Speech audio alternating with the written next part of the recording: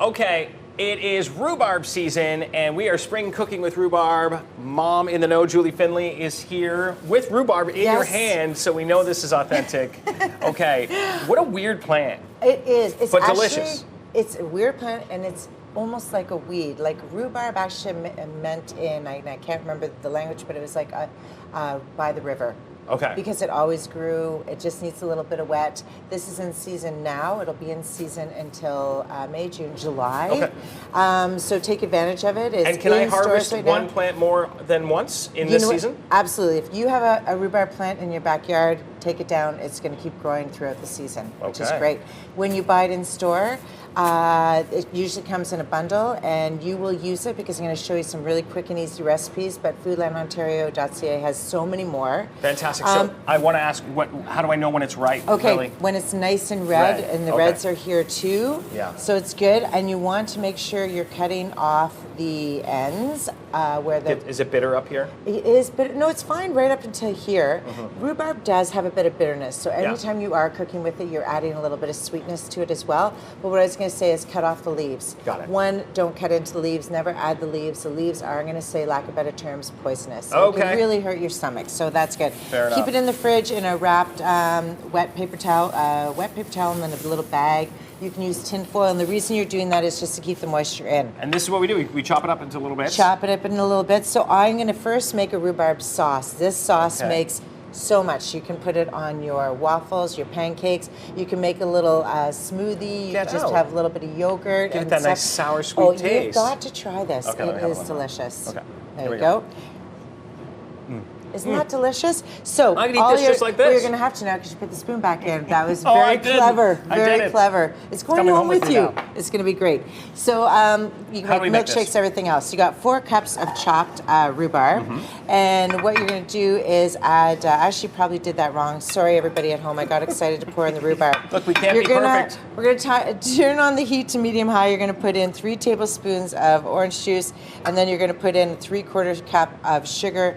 You're going to blend it together. You're going to bring it to a boil, and then you're going to put in your rhubarb. So it's boiling at this point? Yes, and then put in the rhubarb.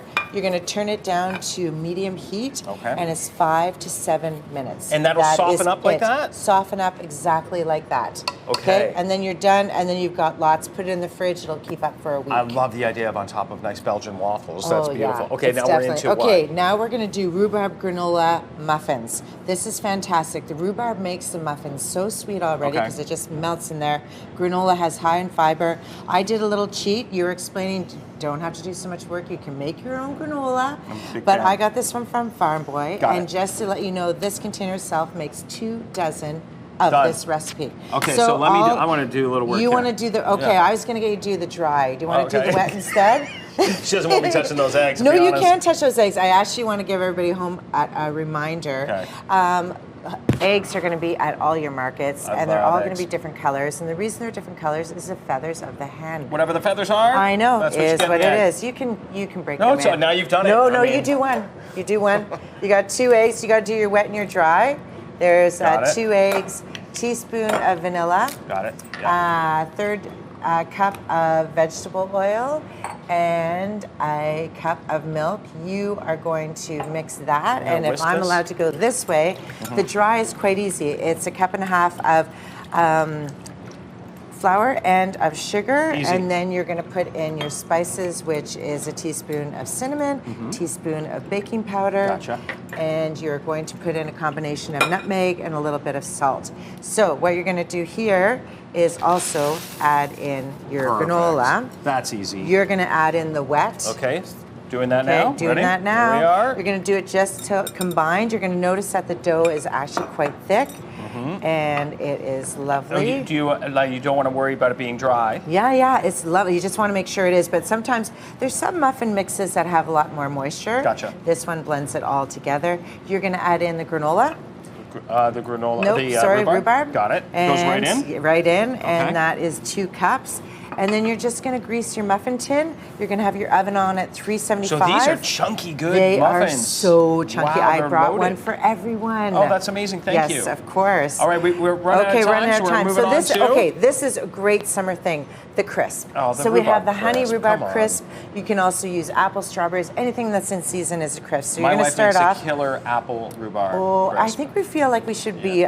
So this one's And honey. strawberry rhubarb. We've got 5 cups of honey. Excellent. Yeah, this is a half a cup of honey.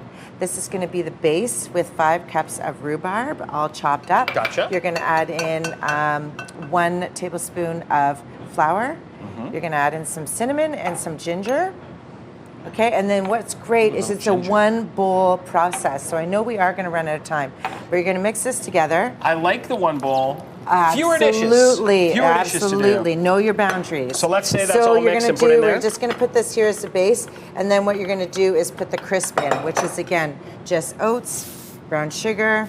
You've got more honey. Honey, okay. You've got melted butter. Yep. And you've got a combination of cinnamon and a little bit of salt. You're going to mix that over. You're going to put it lovely on top in your oven, 375 until it's browned. Oh, and that's all crispy goodness. Mom in the Know, Julie Finley, is up for Businesswoman of the Year, I heard. Oh, congratulations and good luck with that. Thank you so much. Thank you. If you know someone or something that should be featured in our daily dish and you have an idea, ottawa.morning@ctv.ca.